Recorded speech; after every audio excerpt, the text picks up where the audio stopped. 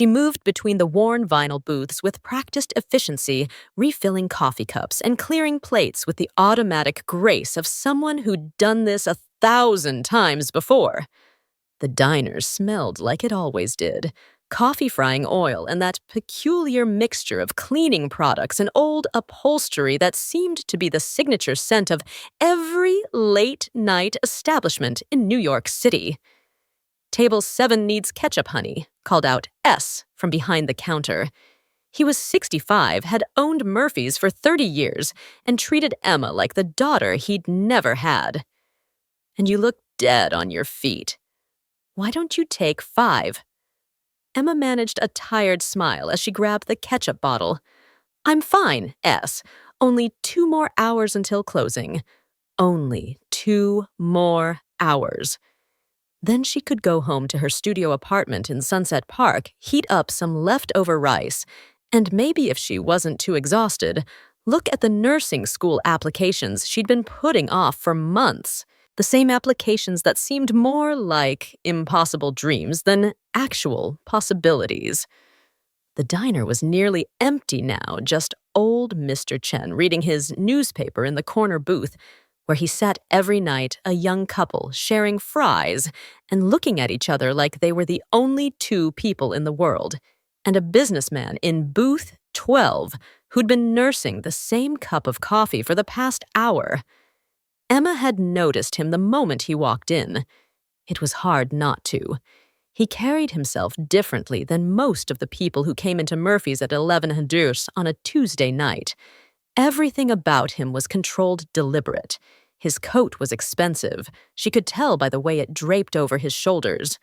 His watch caught the fluorescent light every time he lifted his coffee cup, a subtle flash of silver that probably cost more than she made in 6 months. He was older than her, probably late 30s, with dark hair touched with gray at the temples and eyes that seemed to notice everything while revealing nothing.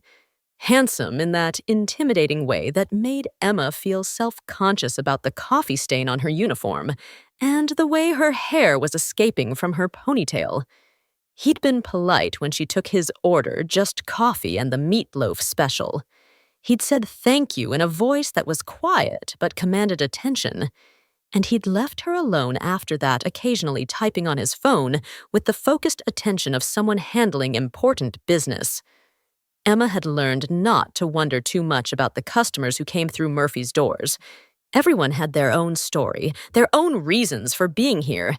She had enough to worry about without adding other people's problems to the list.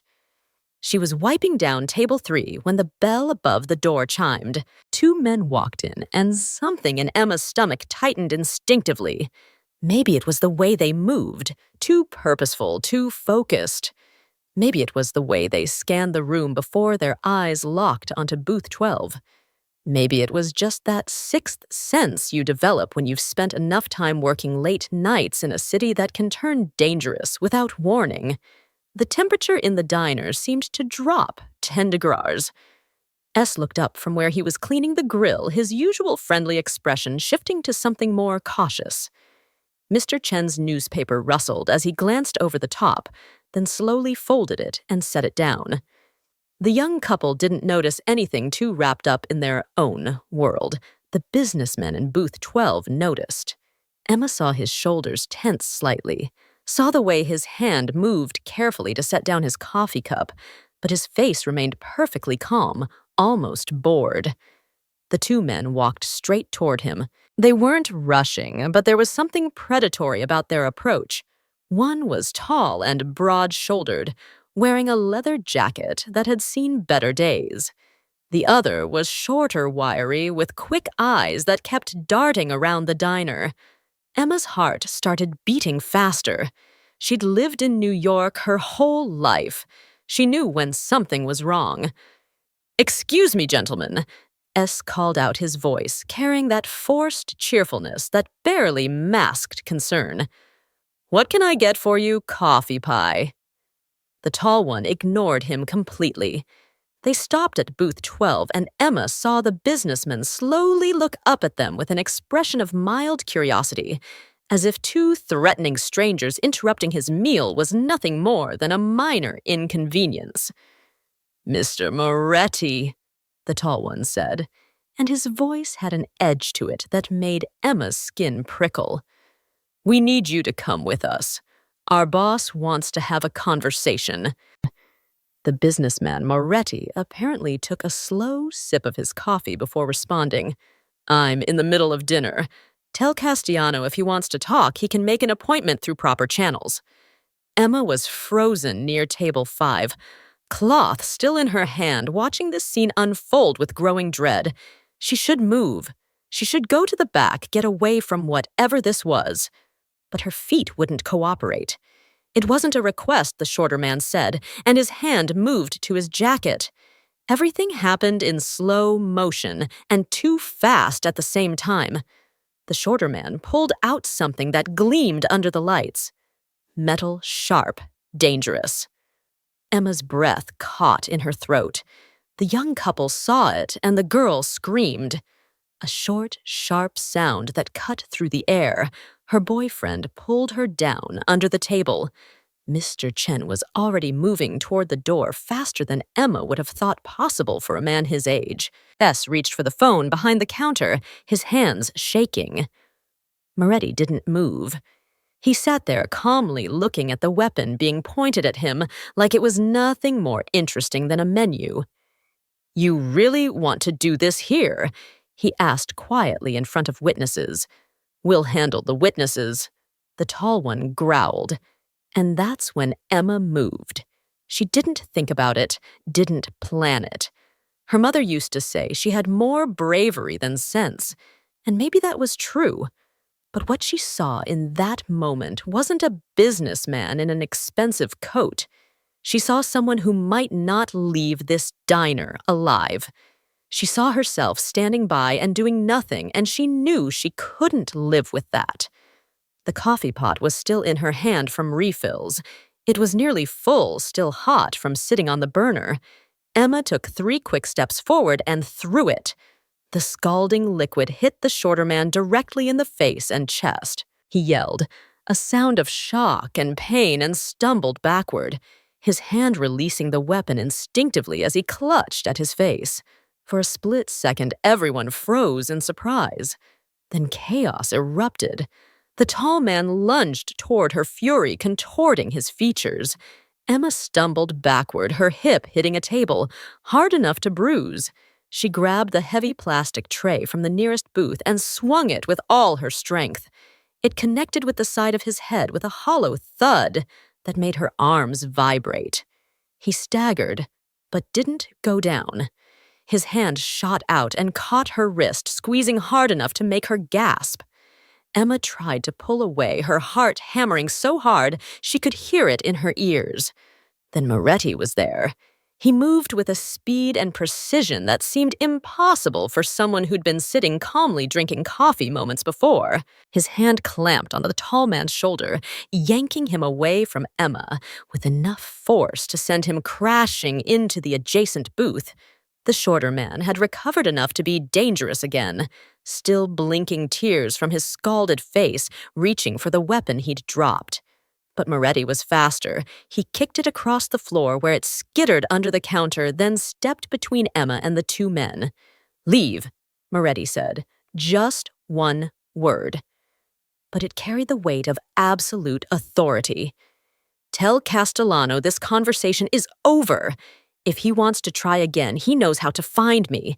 But not here, not like this."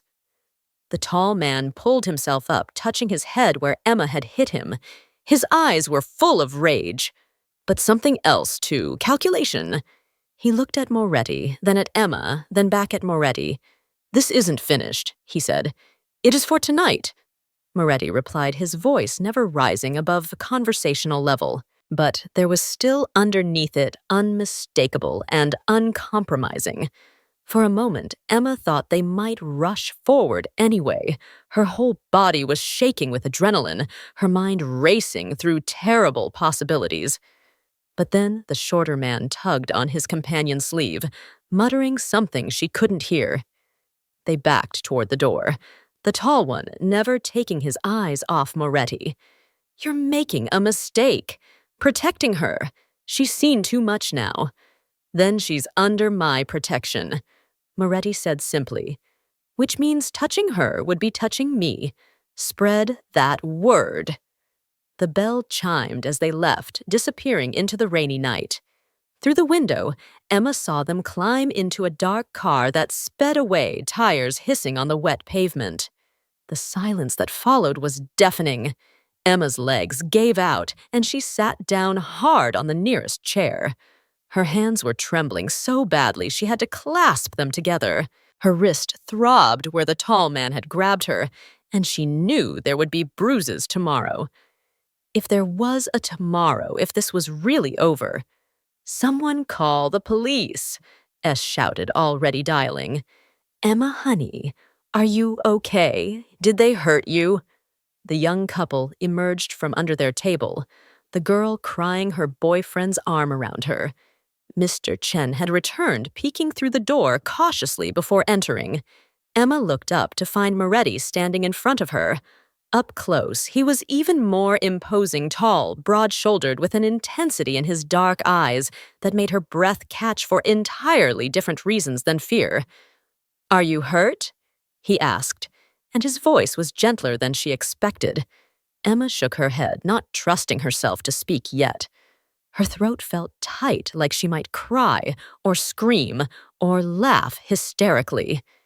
The adrenaline was fading, leaving behind a shaky weakness and the slow, creeping realization of what had just happened. What could have happened? "That was incredibly foolish."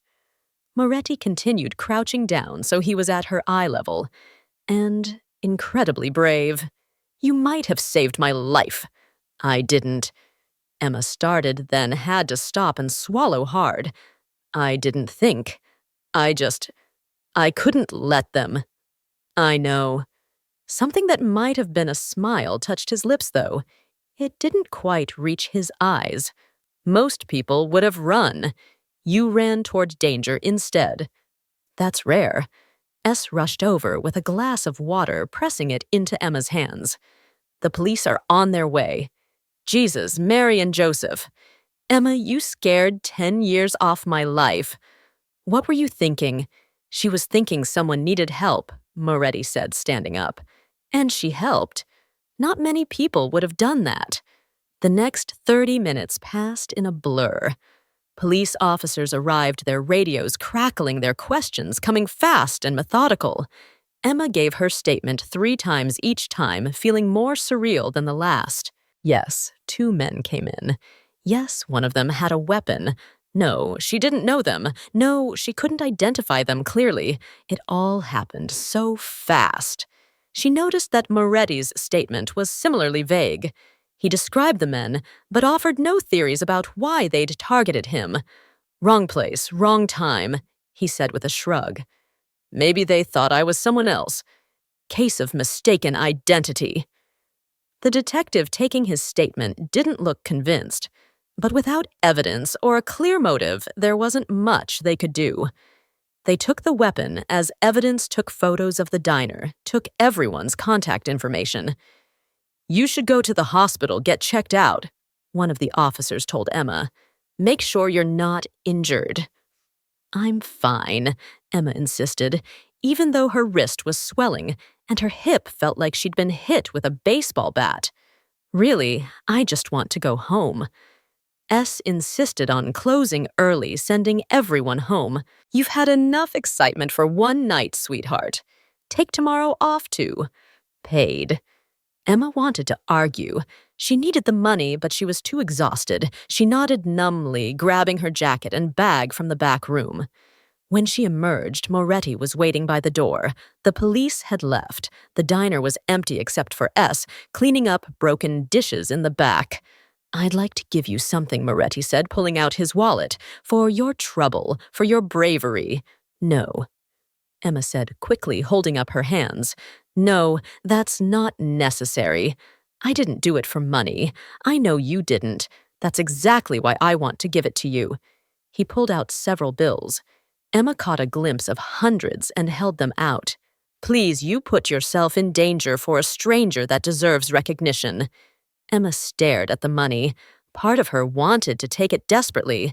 She was 2 months behind on rent. Her student loans were in default. She ate ramen 4 days a week. That money could solve so many immediate problems.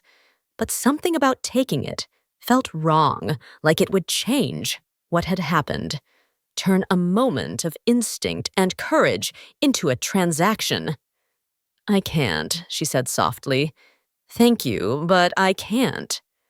Moretti studied her for a long moment, something like respect flickering in his eyes. Then he nodded slowly and put the money back in his wallet. Instead, he pulled out a single bill, $500, and placed it on the nearest table. "Tip for the excellent service." Then he said, "Nothing to do with tonight, just a generous customer appreciating good coffee and better meatloaf." Before Emma could protest, he was putting on his coat. "You should take a cab home tonight, not the subway. It's late." And after what happened, he pulled out another bill, this time a 20, and pressed it into her hand for the cab non-negotiable. Emma found herself nodding, too tired to argue anymore. Moretti paused at the door, looking back at her with an expression she couldn't quite read. "What's your name?" "Emma. Emma Hayes." "Emma Hayes." He repeated it like he was committing it to memory. "You're a very remarkable young woman, Emma Hayes. Thank you for tonight. I won't forget it." And then he was gone, stepping out into the rain. Through the window, Emma saw a sleek black car pull up. Immediately, someone opened the door for him. He climbed in, and the car disappeared into the night. Did he leave the tip S called from the back? Emma looked at the $500 on the table. "Yeah," she said quietly. "He left a tip." S came out, saw the money, and whistled. "Well, at least something good came out of tonight. You take that, sweetheart. Lord knows you earned it." Emma picked up the bill with shaking hands. 500. It was more than she made in a week, sometimes 2. It would cover most of her rent. It would let her eat something other than ramen. It would give her a little breathing room in a life that never seemed to have enough air. She should feel grateful, relieved, happy even. Instead, she just felt unsettled, like something had shifted tonight. Some invisible line had been crossed, and she couldn't quite figure out what it meant. The cab ride home went by in a daze. Emma stared out the window at the rain-solaked streets of Brooklyn, the lights blurring together in streaks of red and gold. Her neighborhood looked different somehow, though nothing had actually changed. Same bodeas, same graffiti, same groups of people huddled under awnings, smoking and talking. Her building was a walk-up in Sunset Park. 5 stories of worn brick and fire escapes decorated with laundry lines and potted plants that somehow survived New York winters. Emma climbed the stairs slowly, every muscle in her body suddenly remembering that she'd been on her feet for 14 hours and had gotten into an altercation with 2 dangerous men. Her studio apartment was tiny, barely 400 square feet, including the bathroom, but it was hers, sort of. She'd inherited the lease from her mother along with everything else. The medical debt, the maxed-out credit cards, the student loans that Emma had co-signed when she'd naively believed she'd become a nurse and be able to pay them off easily. Emma locked the door behind her deadbolt chain door orc knob and leaned against it, finally allowing herself to break down a little. Her hands were still shaking. Her wrist was definitely bruised purple marks in the shape of fingers already forming. Her hip throbbed with every breath, but she was alive. She was home. She was okay. She heated up some leftover rice in the microwave, took 2 ibuprofen with tap water, and collapsed onto her bed without even changing out of her uniform. The adrenaline crash hit her like a wave, pulling her under into exhausted darkness. She dreamed of dark eyes and expensive watches of coffee pots and weapons of rain and danger and a voice saying, You're under my protection now. Emma woke at 3:00 in the morning to use the bathroom. On her way back to bed, half asleep, she noticed something white under her door. Her heart jumped into her throat, suddenly wide awake. She crept to the door, silently listening. No sounds from the hallway, no shadows visible under the crack. Slowly, Emma bent down and picked up the small white card. It was thick, expensive paper, the kind you couldn't buy at any regular store. There was no name on it, no company logo, no address. Just a phone number printed in simple black font. And below it, in handwriting that was precise and controlled. You're under our protection now. Emma's hands started shaking again. She looked at the door, still locked, chains still in place. Whoever had left this had done so silently, carefully, without disturbing her or any of her neighbors. She should call the police. She should be terrified. Instead, she felt something else. Something she couldn't quite name, like standing on the edge of something vast and unknown, like the moment before you jump into water and you don't know how deep it goes. Emma looked at the card for a long time. Then she walked to her tiny kitchen table, sat down and stared at the phone number in the dim light of her apartment. Outside, Brooklyn continued its endless rhythm. Somewhere out there, Vincent Moretti was in his own world, dealing with whatever consequences came from tonight's events. Somewhere out there, two men were nursing their injuries and planning whatever came next. And here, in this tiny studio apartment in Sunset Park, Emma Hayes sat with a mysterious card and the growing realization that her life had just become infinitely more complicated. The rain had stopped. Dawn was still hours away. The city hummed with its familiar sounds, sirens in the distance, bass thumping from a car passing below, the rumble of the subway beneath the streets. Everything was different now. Emma could feel it in her bones, in the way her heart was beating, in the way the card seemed to almost burn between her fingers. She'd saved a stranger's life tonight, and somehow she knew with absolute certainty that single act of instinct and courage had changed everything. The question was, had it changed things for better or worse? Only time would tell. Emma finally went back to bed, tucking the card into her nightstand drawer. But she didn't sleep. She lay there in the darkness, listening to the city, feeling the bruises forming on her body, and wondering what morning would bring. Wondering if she just made the best decision of her life or the worst mistake. Wondering who Vincent Moretti really was, and why those men had wanted to take him away. Wondering what protection meant and what price it might come with. But most of all, wondering if she'd ever feel normal again, or if normal was something that belonged to yesterday. To the version of Emma Hayes who'd woken up that morning with nothing more to worry about than rent and student loans and impossible dreams of nursing school. That Emma seemed like a different person, now someone younger, more naive, living in a simpler world. Tonight had cracked something open, and tomorrow, Emma would have to figure out how to live in whatever came pouring through. Emma didn't sleep that night. Not really. She drifted in and out of consciousness, her mind replaying the events at the diner in an endless loop. Every time she closed her eyes, she saw the weapon gleaming under the fluorescent lights. She felt the coffee pot in her hand, heavy and hot. She heard that voice, "You're under my protection now," echoing in the darkness of her tiny apartment. When her alarm finally went off at 7, she felt like she'd been run over by a truck. Her wrist was swollen, the bruises a spectacular array of purple and yellow. Her hip had stiffened overnight, making every movement a reminder of what had happened. S had told her to take the day off, but Emma couldn't afford to lose the income. She got up, showered carefully around her injuries, and dressed in her spare uniform. The $500 tip sat on her kitchen counter, still folded exactly as Moretti had left it. Emma stared at it for a long moment before finally putting it in her wallet.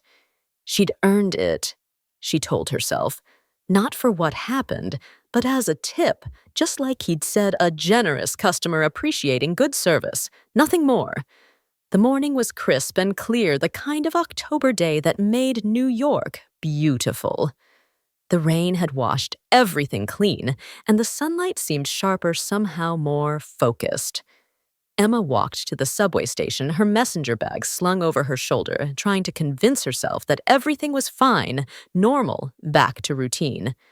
But normal shattered the moment she rounded the corner onto her street that evening after her shift. There was a black SUV parked across from her building.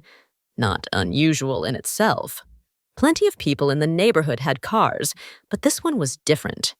The windows were tinted dark. The engine was running a soft purr that spoke of expensive machinery. And there was someone sitting in the driver's seat just waiting. Emma's steps slowed. Her heart rate picked up. She told herself she was being paranoid. It was just a car. People parked on streets. That's what streets were for. But as she approached her building, she couldn't shake the feeling of being watched. The hairs on the back of her neck stood up. She fumbled with her keys, dropping them once before managing to unlock the door. Safe inside, she climbed the stairs quickly, her hip protesting with every step. When she reached her floor, Mrs. Chen from apartment 3C was in the hallway watering the sad little plant she kept on a table by her door. "Emma, there you are," Mrs. Chen said, smiling. She was Mr. Chen's wife, a tiny woman with sharp eyes and a non-nonsense attitude. "Some men came by looking for you today." Emma's blood ran cold. What kind of men? Oh, very polite, very well dressed. They didn't come upstairs. They talked to Mr. Kowalski downstairs. Mrs. Chen's expression turned curious. "Is everything okay, dear? You look pale." "I'm fine," Emma lied, forcing a smile. "Just tired. Long shift. What did they want?" "I don't know. But Mr. Kowalski seemed very happy after they left. You should ask him." Emma thanked her and continued to her apartment, her mind racing. Men asking about her. Mr. Kowalski, her landlord, happy about something. The SUV outside the card under her door. "You're under our protection now." She locked herself inside her apartment and went straight to the window, carefully pulling back the curtain just enough to peek out. The SUV was still there. As she watched, a second one pulled up and parked behind it. Emma's hands were shaking again.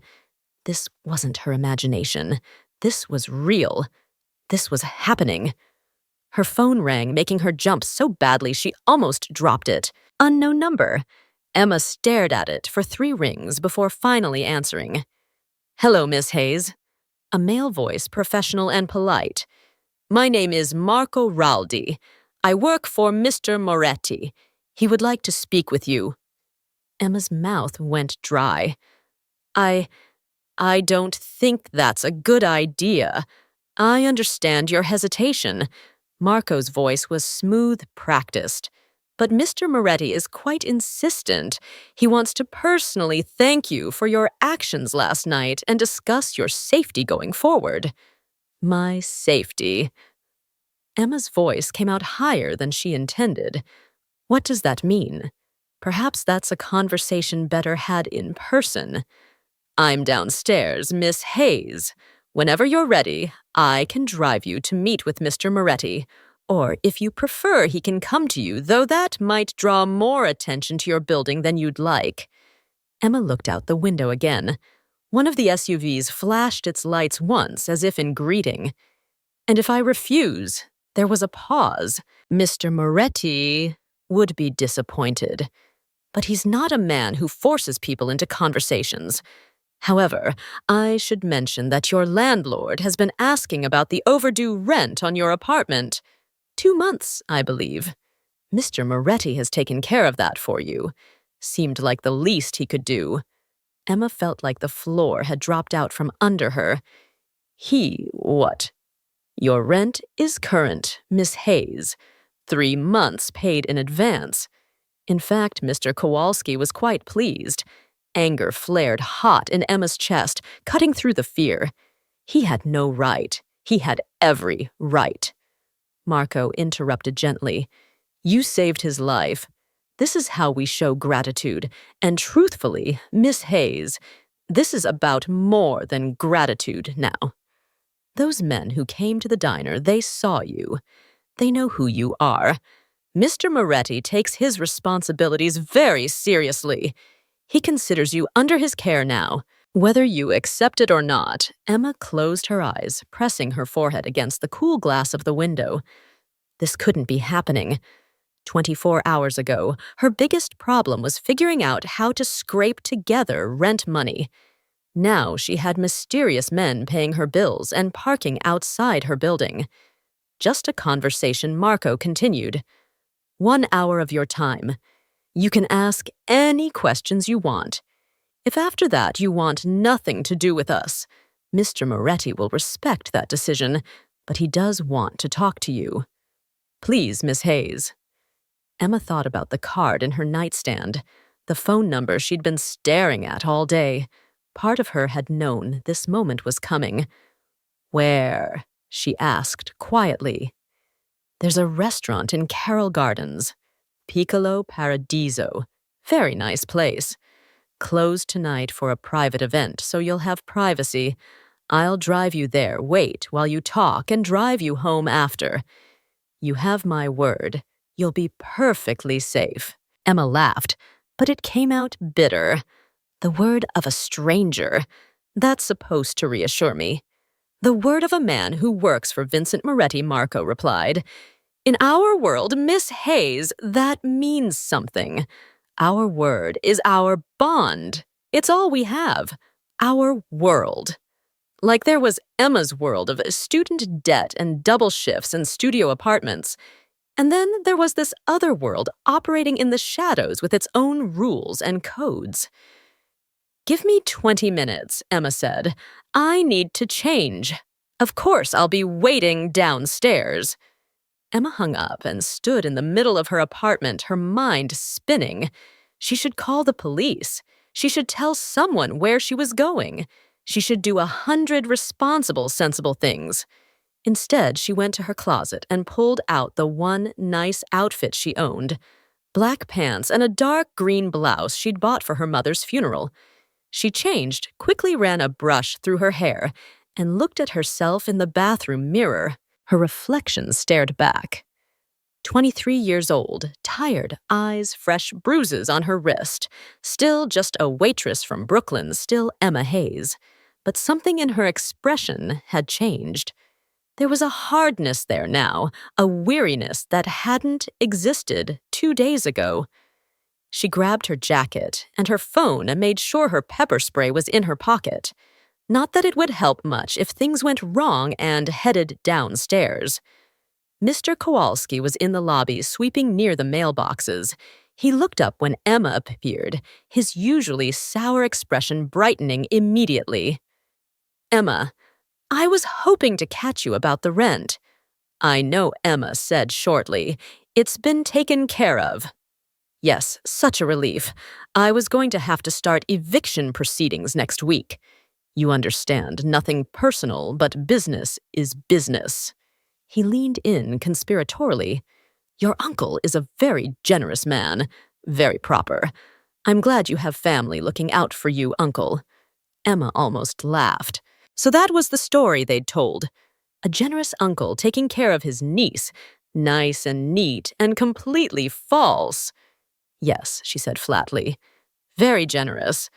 Excuse me, Mr. Kowalski. She pushed through the door before he could say anything else. The SUV's passenger door opened as she approached, and a man stepped out. He was in his early 40s, Emma guessed, with salt and pepper hair, and a face that managed to look both friendly and intimidating at the same time. He wore a dark suit that fit perfectly, and his shoes were polished to a mirror shine. Miss Hayes, I'm Marco. He extended his hand, and Emma shook it cautiously. His grip was firm, but not aggressive. Thank you for agreeing to meet with Mr. Moretti. I promise this will be as painless as possible. Painless, Emma repeated. Interesting choice of words. Marco's lips twitched with something that might have been amusement. Poor phrasing. I meant as stress-free as possible. Please get in. It's not a long drive. Emma climbed into the back seat of the SUV. The interior was spotless. Leather seats, tinted windows. There was another man in the driver's seat who nodded at her in the rear view mirror, but didn't speak. Marco got in beside her, maintaining a respectful distance. How are you feeling? Any injuries from last night? Bruised, Emma said. But okay, that's good. What you did was incredibly brave. Incredibly stupid, but incredibly brave. Mr. Moretti hasn't stopped talking about it. The SUV pulled smoothly into traffic heading toward Carroll Gardens. Emma watched the familiar street slide by, her neighborhood giving way to slightly nicer blocks, brownstones, with well-maintained stoops trees that actually looked healthy. What does he want? Emma asked. Really? Marco considered the question carefully to thank you to make sure you understand the situation you've inadvertently become part of to offer his protection, which in your position you'll need. And what situation is that, exactly? You put yourself between Mr. Moretti and people who wish him harm. Those people now see you as connected to him. That makes you a potential target. Mr. Moretti doesn't take those things lightly. He protects what's his. I'm not his, Emma said sharply. You became his the moment you threw that coffee pot. Marco replied, not unkindly. You stepped into his world. You can't step back out that easily. Emma wanted to argue, but something in Marco's tone told her he was just stating facts as he understood them. This wasn't a threat. It was just reality, a reality she'd stumbled into without understanding the rules. The restaurant was exactly what Marco had described: a small, elegant Italian place with dark wood and white tablecloths. The sign said closed, but lights were on inside. Marco opened Emma's door and gestured toward the entrance. He's waiting inside. I'll be out here if you need anything. Emma's legs felt unsteady as she walked to the door. It opened before she could knock, and a different man, older with kind eyes, gestured her inside. The restaurant was beautiful. Candles flickered on the tables. The walls were decorated with photos of Italy, rolling hills, ancient buildings, vineyard. It smelled like fresh bread and herbs and wine. Vincent Moretti sat at a table near the back, and Emma's breath caught when she saw him. He looked different than he had at the diner, more relaxed. Maybe, though, there was still that air of controlled power around him. He wore a black shirt with no tie, sleeves rolled up to his elbows, revealing muscular forearms. His dark hair was slightly disheveled, like he'd been running his hands through it. When he saw Emma, he stood immediately, his expression difficult to read. Miss Hayes, thank you for coming. His voice was exactly as she remembered, quiet, but commanding. Please sit. Can I get you anything? Wine, water. Yeppe makes the best carbonara in Brooklyn if you're hungry. Emma sat carefully, hyper-aware of his presence across the table. Water is fine, Moretti gestured, and the older man Yeppe apparently brought over a bottle of sparkling water and 2 glasses. Then he disappeared into the back, leaving them alone.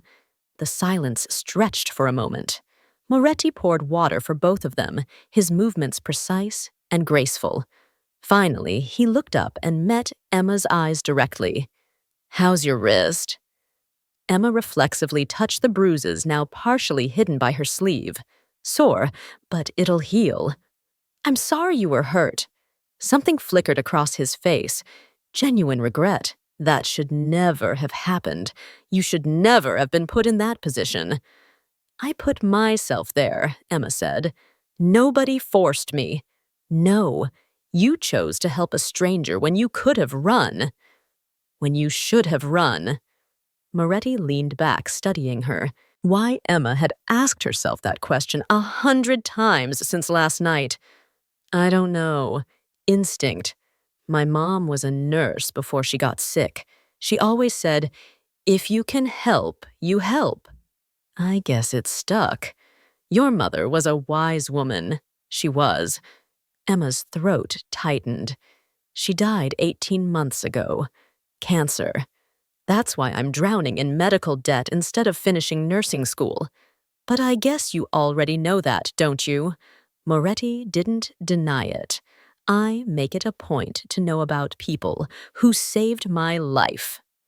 Emma Hayes, 23, worked 3 jobs while taking care of her mother during her illness, tried to continue nursing school but had to drop out when the bills became too much. Currently working double shifts at Murphy's Diner to try to stay afloat. No other family, no boyfriend. Lives alone in a studio apartment in Sunset Park. Hearing her life summarized so clinically made Emma feel exposed, vulnerable. Sounds pretty pathetic when you put it that way. It sounds remarkable, Moretti corrected. You've been surviving on your own, carrying burdens that would crush most people, and you still had enough courage and compassion to risk your life for a stranger. That's not pathetic, Miss Hayes. That's extraordinary. Emma didn't know what to say to that. She took a sip of water, buying time.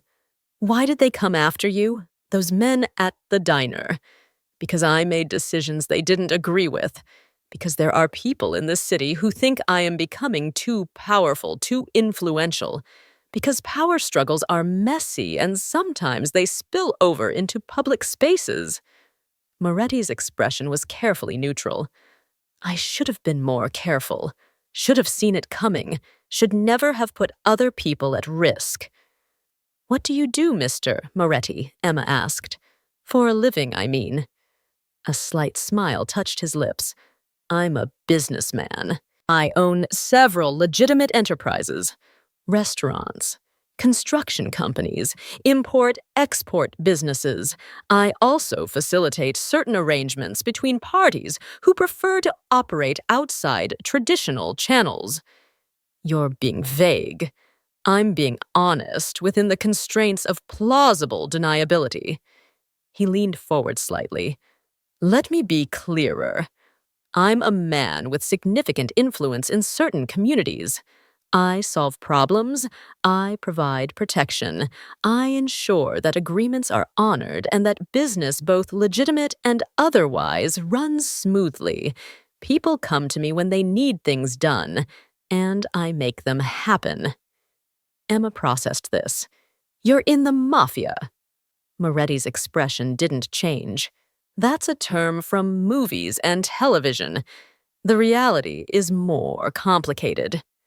But yes, if you want simple labels, I operate within a certain organizational structure that has roots in my family's history and traditions. At least he wasn't lying to her.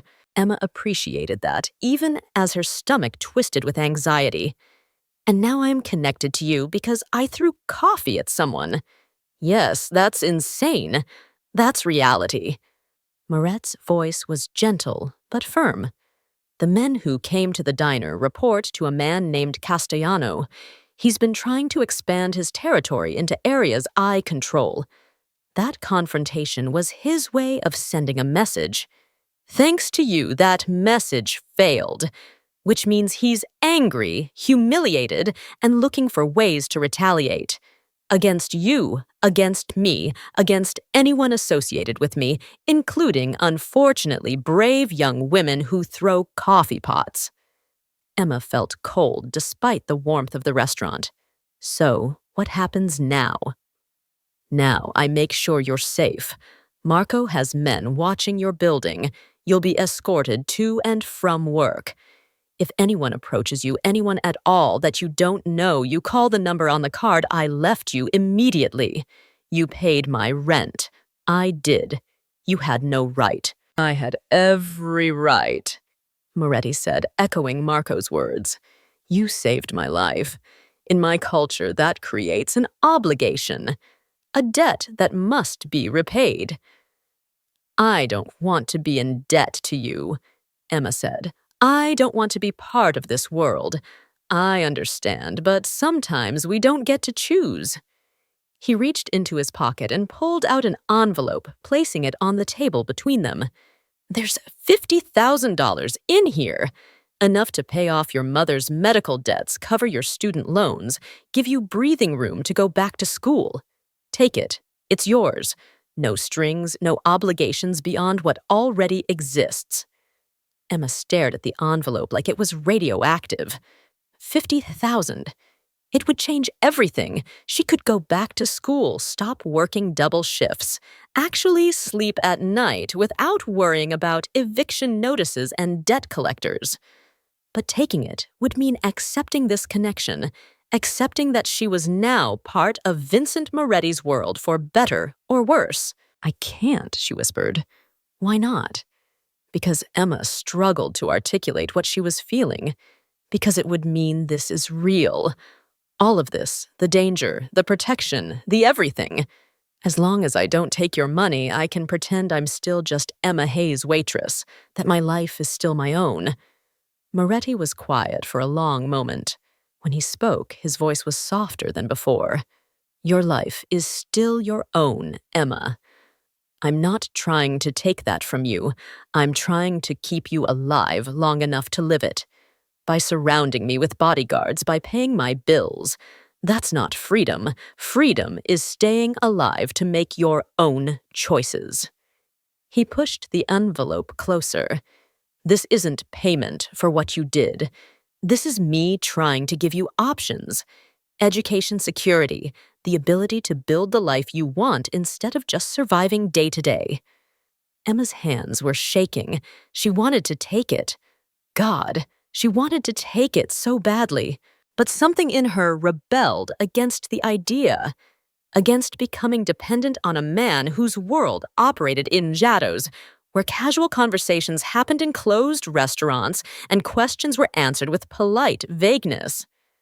I need to think about it, she finally said. Moretti nodded slowly, pulling the envelope back. That's fair. The offer stands whenever you're ready. He paused. But the protection isn't optional, Emma. Whether you take the money or not, whether you want it or not, you're under my protection now. That's not negotiable. Do you understand? What if I go to the police and tell them what? That you're being protected against your will? They'll laugh you out of the station. Or worse, they'll start investigating, and you'll end up caught between me and them, which is the last place you want to be. His expression was serious, but not threatening. I'm not your enemy, Emma, but I'm also not giving you a choice about this. Your safety is now my responsibility. Accept that even if you can't accept anything else. Emma felt trapped, cornered by circumstances beyond her control. This isn't fair. No, Moretti agreed. It's not, but it's the situation we're in. I didn't ask for you to save my life. You didn't ask to be put in danger, but here we are. We make the best of it. Jeppe emerged from the kitchen carrying 2 plates of pasta that looked and smelled incredible. He set them down without a word and disappeared again. You should eat, Moretti said. Jeppe will be offended if you don't at least try his carbonara. And trust me, you don't want to offend Jeppe. Despite everything, Emma felt a small smile tug at her lips. Is that a threat? It's practical advice. He's 83 and terrifying when he's insulted. Moretti picked up his fork. Please eat. We can talk about other things. You can ask me questions, or we can just eat in silence. Whatever makes you more comfortable. Emma picked up her fork hesitantly and took a bite of the carbonara. It was admittedly the best thing she'd tasted in months, maybe years. Rich and creamy and perfectly seasoned. They ate in silence for a few minutes. Then Emma asked, Do you have family? Moretti looked surprised by the question. A younger sister, Elena, she lives in California, teaches history at a university. Wants nothing to do with this life. I respect that. Parents dead. My father, 15 years ago, my mother, 10. Heart problems, both of them. Something sad flickered in his eyes. This life takes a toll not just on the people in it, but on the people who love them. Is that a warning? It's an observation. Moretti set down his fork. You asked why those men came after me. The honest answer is because this is the life I inherited. My grandfather built this organization. My father expanded it. Now it's mine to maintain, to grow, to protect. I didn't choose it, but I've made peace with it. Do you like it? The power, the control. Moretti considered the question carefully. I like being able to help people. The legitimate businesses I run employ hundreds of families. The protection I provide keeps neighborhoods safe from worse elements. The problems I solve prevent escalation into real problems. Do I like the danger, the isolation, the fact that I can't trust most people? He shook his head. No, but it's who I am. Emma found herself fascinated despite herself. This man was a contradiction. Dangerous, but thoughtful. Powerful, but lonely. Nothing like the stereotypes she'd expected. Why did you come to Murphy's that night? Of all the places in Brooklyn. I like it there. It's real. No pretense, no performance. Just regular people living their lives. Sometimes I need that reminder that the world is bigger than my responsibilities. He smiled slightly. Plus, Sal's meatloaf really is good. They finished eating, and Yeppe appeared to clear the plates, nodding approvingly, when he saw Emma's empty plate. He brought espresso without being asked. Strong and bitter and perfect. I need to know something, Emma said as she sipped the coffee. Those men, will they come after me?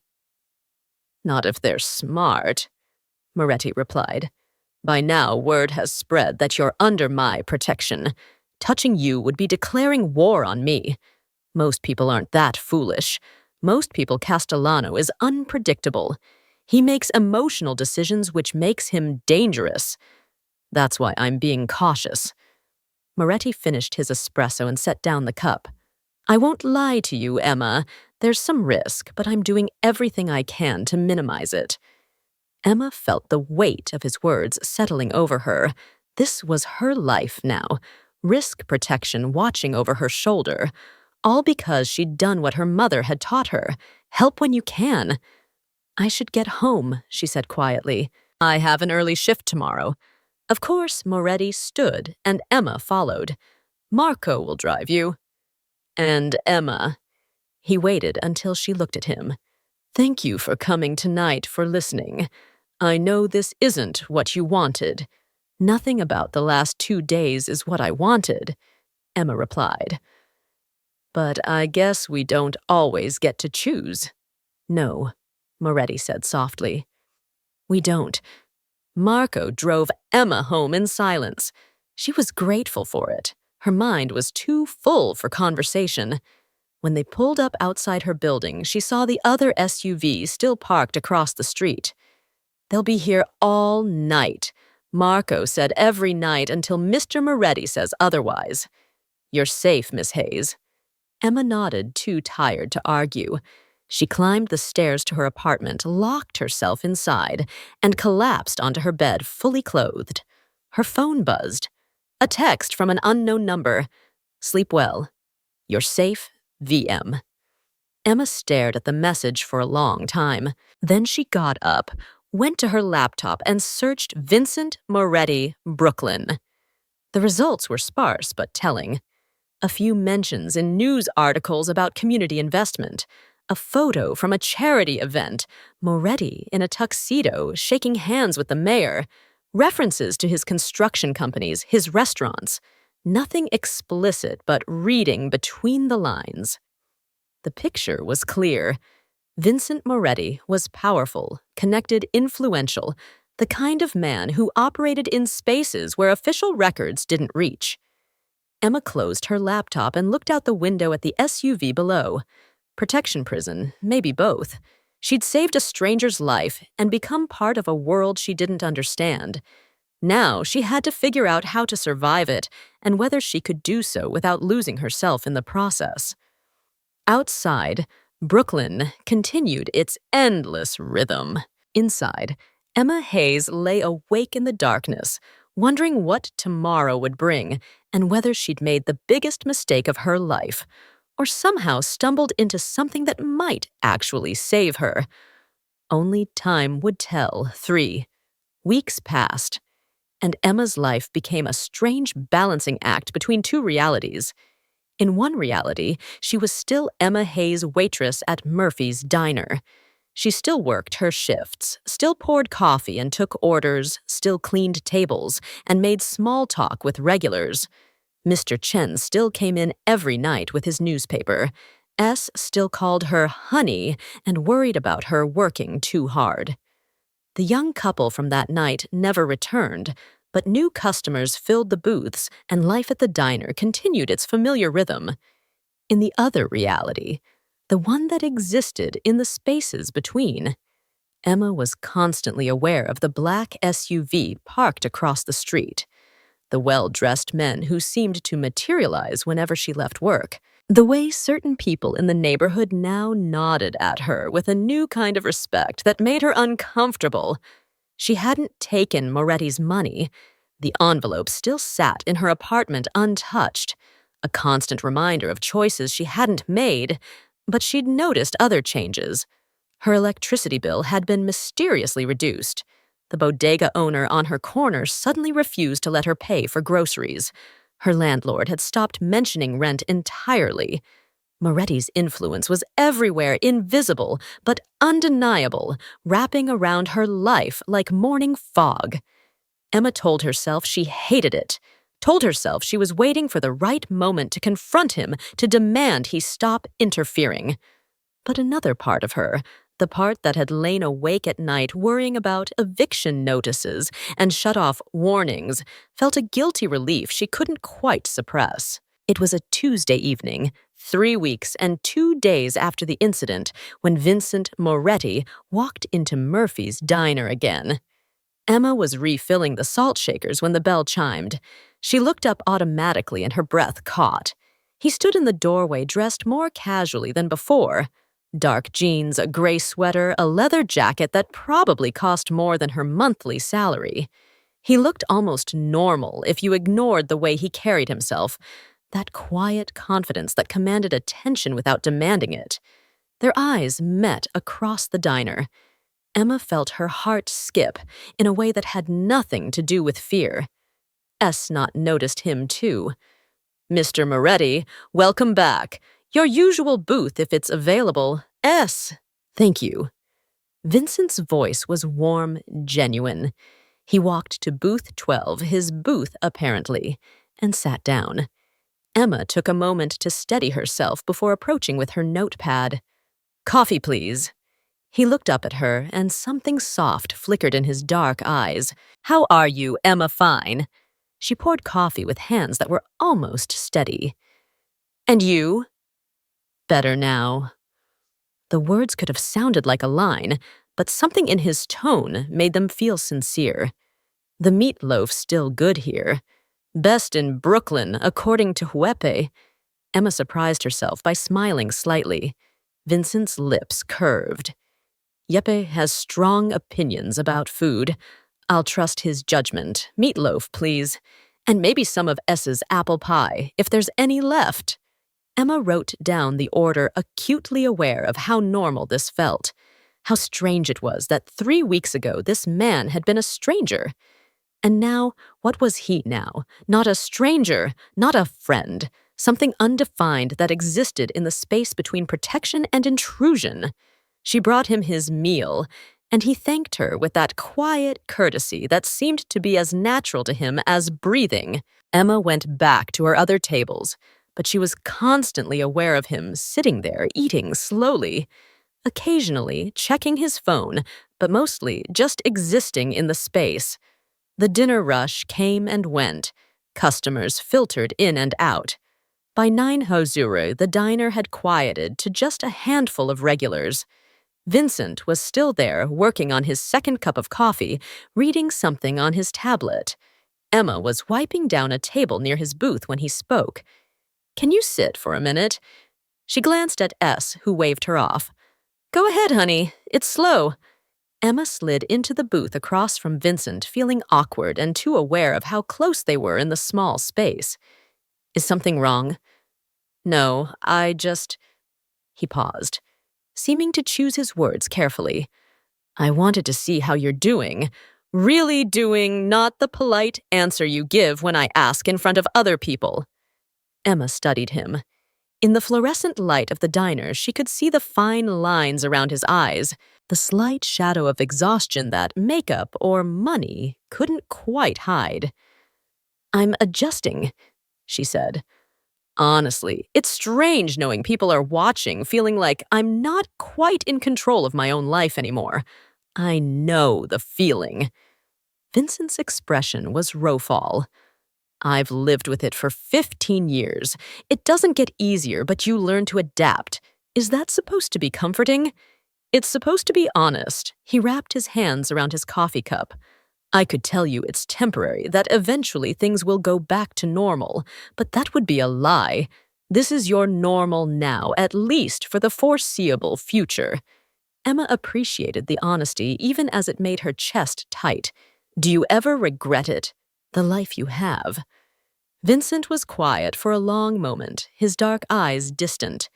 "Every day and never." "It's complicated. Explain it to me." He seemed surprised by her directness, but then he leaned back, considering I grew up in this world. My grandfather started with nothing. Came to America from Sicily with $5 in a dream. Built a small import business that grew into something bigger. My father expanded. It made connections, gained influence. By the time I was born, the Moretti name meant something in Brooklyn. Emma listened fascinated despite herself. "I was supposed to go to law school," Vincent continued. "That was my plan. Be the legitimate face of the family, help move everything into legal channels. Then my older brother Marco, not the Marco you met, different Marco. He was killed. Accident officially, but we knew better. Someone wanted to send a message to my father." His jaw tightened slightly.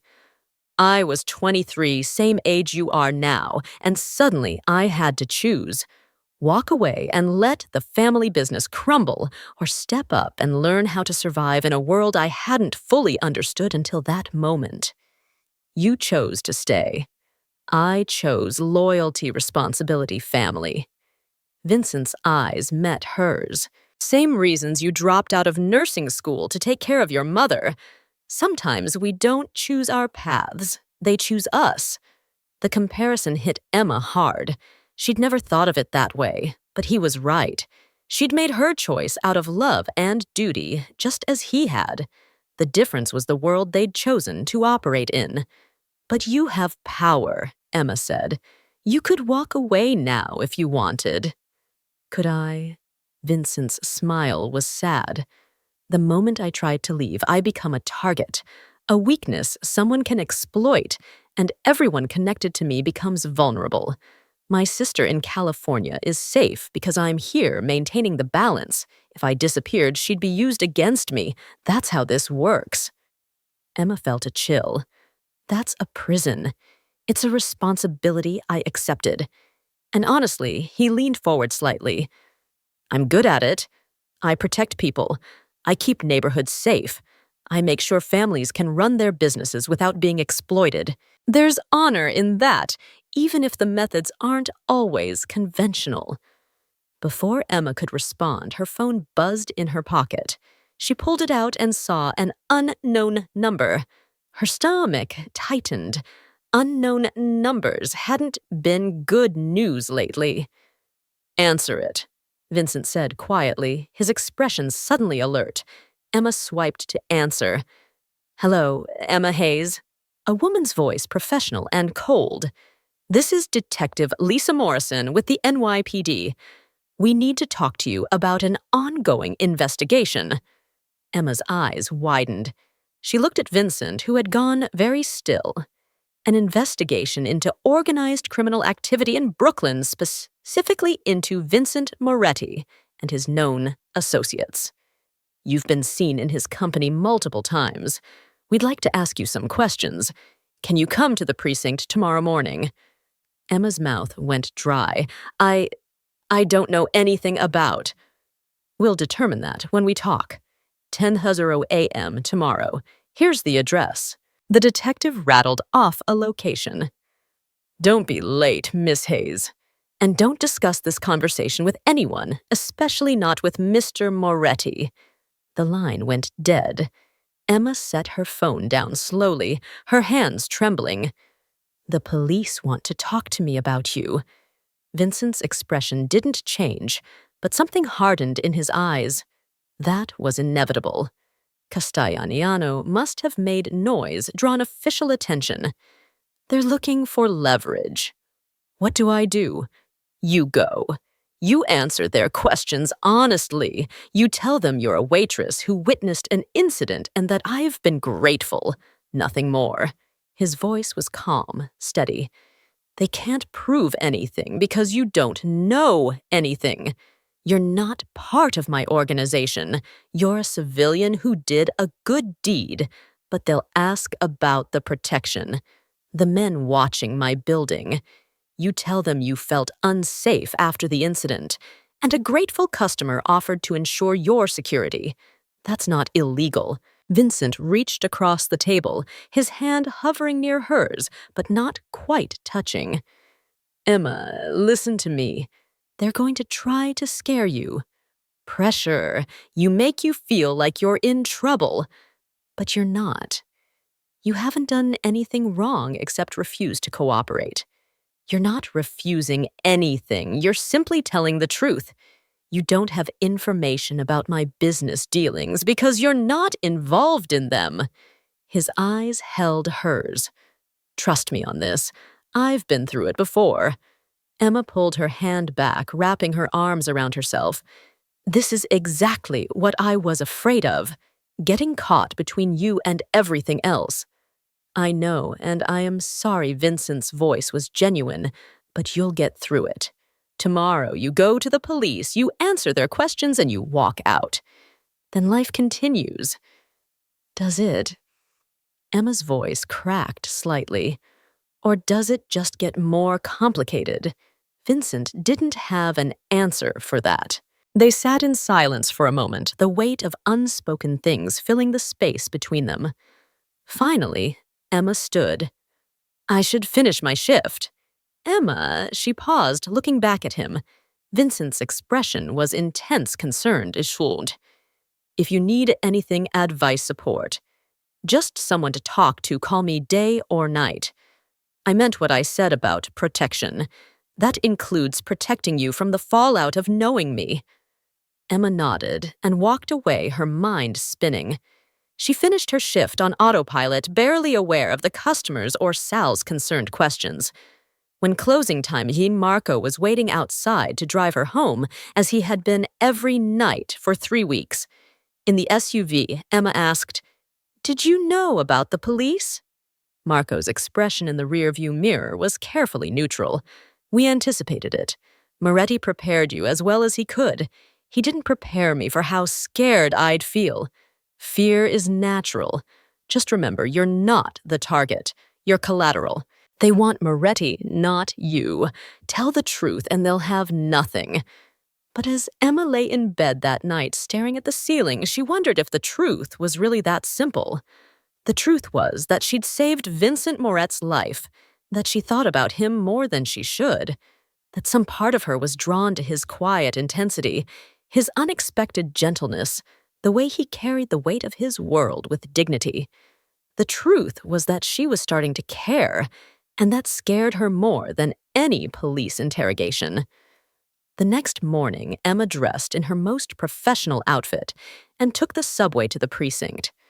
Detective Morrison was exactly what Emma expected, sharp-eyed, no-nonsense, with a skepticism that radiated from every pore. The interrogation room was small, cold, smelling faintly of industrial cleaner. Emma sat across from the detective, trying to keep her hands from shaking. "Tell me about Vincent Moretti," Detective Morrison began.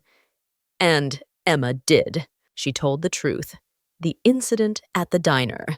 Moretti's gratitude, the protection he'd offered. She left nothing out, but she also added nothing. Just facts delivered calmly. "And you expect me to believe you know nothing about his criminal activities?" "I'm a waitress," Emma said simply. "He's a customer who was grateful. That's all I know." The detective leaned forward. "Emma Vincent Moretti is dangerous. He's connected to organized crime, racketeering, extortion. People around him get hurt. We can protect you, but you have to help us. Protect me from what? He hasn't threatened me. He's been nothing but respectful. That's how people like him operate. They make you feel safe until suddenly you're complicit." Detective Morrison's eyes bored into Emma's. "We're offering you a way out. Witness protection if necessary. A clean break from the situation." Emma thought about her tiny apartment, her shifts at the diner, her dreams of nursing school. She thought about Vincent sitting in booth 12 talking about responsibility and family. She thought about the choice she was being asked to make. "I appreciate the offer," Emma said carefully. "But I don't have anything to tell you. I'm not part of his world. I'm just trying to live my life." The detective studied her for a long moment, then sat back with obvious frustration. "You're making a mistake." Maybe Emma agreed. "But it's mine to make." She walked out of the precinct an hour later, her legs shaky, but her resolve firm. She'd made her choice, even if she didn't fully understand why. Her phone buzzed. "Vincent." "How did it go?"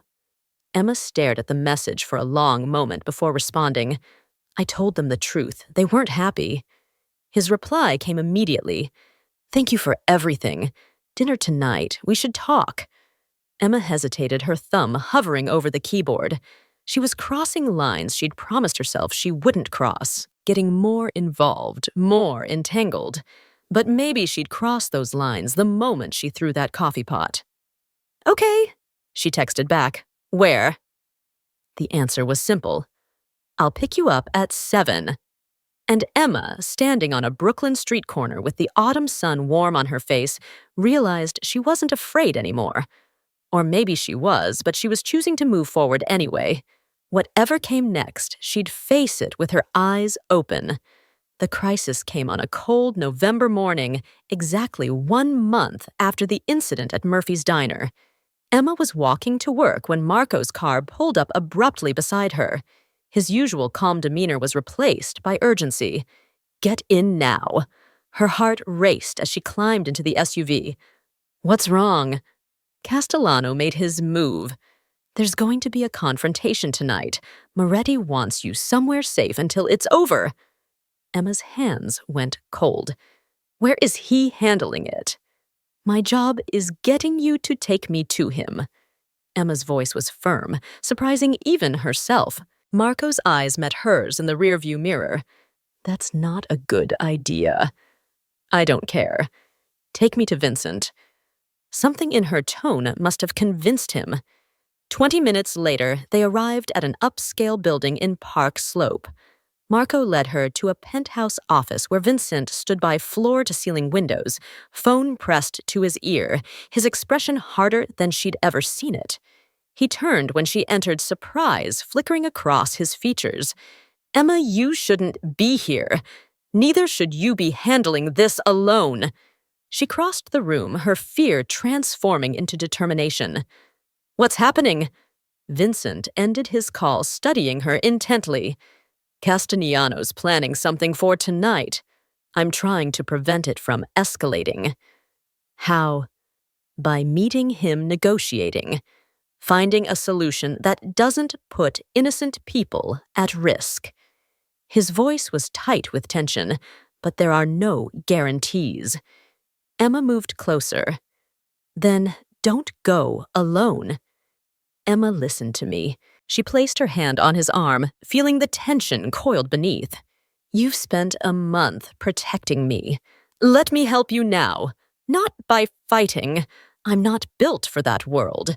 But by being there, by reminding you that there's something worth coming back to. Vincent's eyes softened, his hand covering hers. You don't understand what you're asking. I understand perfectly. I'm choosing this. Choosing you, not the power or the danger. Just you, Vincent.